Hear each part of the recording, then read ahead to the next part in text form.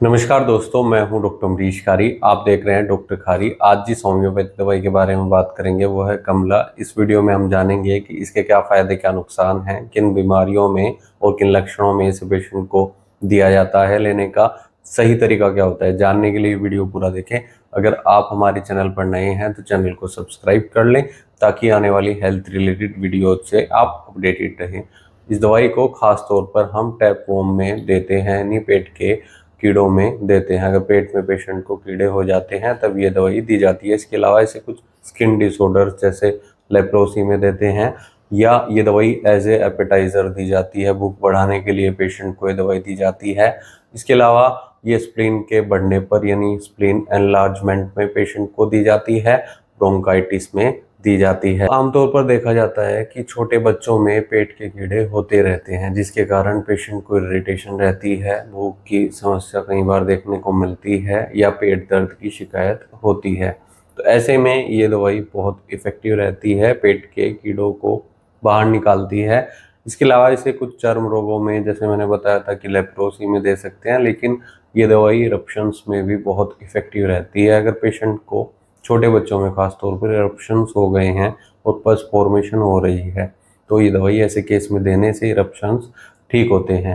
ये दवाई स्किन में अगर ड्राइनेस देखने को मिल रही है तो उसको भी ठीक करती है, और स्किन इरिटेशन को भी ठीक करने का काम करती है। चर्म रोगों में ये दवाई बहुत इफेक्टिव रहती है, खुजली में राहत देती है। इस दवाई को हम बैक्टीरियल इन्फेक्शन में भी देते हैं। अगर पेशेंट को बैक्टीरियल इन्फेक्शन हो जिसके कारण पेट में कोई शिकायत हो सकती है, या जो स्प्लीन एनलार्जमेंट की शिकायत है, पेशेंट की जो तिल्ली होती है अगर उसमें साइज़ उसका बढ़ता जा रहा है, तो ये दवाई ऐसे केस में भी बहुत इफ़ेक्टिव रहती है।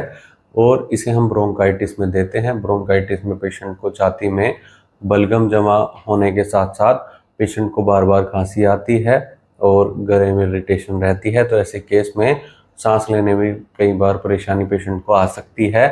तो ये दवाई ब्रोंकाइटिस में भी इफेक्टिव रहती है और स्प्लीन एनलार्जमेंट में दी जाती है। दोस्तों, अगर आपको ऐसी कोई शिकायत है, बच्चों के पेट में कीड़े हो गए हैं या अडल्ट्स के पेट में कीड़े हो गए हैं जिसके कारण पेशेंट को भूख की समस्या रहती है, या ऐसे लोग जिनको भूख बहुत कम लगती है, एज ए एपेटाइजर या ऐसे टॉनिक की ज़रूरत है उन्हें जिससे पेशेंट की भूख नॉर्मल हो जाए, वो भी इस दवाई का सेवन कर सकते हैं।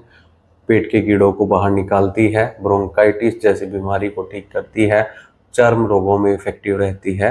दोस्तों, अगर आपको ऐसी कोई शिकायत है तो तुरंत अपने होम्योपैथी डॉक्टर से मिले, नहीं तो दिए गए व्हाट्सएप नंबर पर हमसे संपर्क कर इलाज या सलाह ले सकते हैं। सेल्फ मेडिकेशन किसी भी दवाई का नहीं करना चाहिए, न ही इस दवाई का करें, यानी खुद से किसी भी दवाई को न खाएं, क्योंकि अलग अलग पोटेंसी होती है और अलग अलग डोजेस पेशेंट को दी जाती है।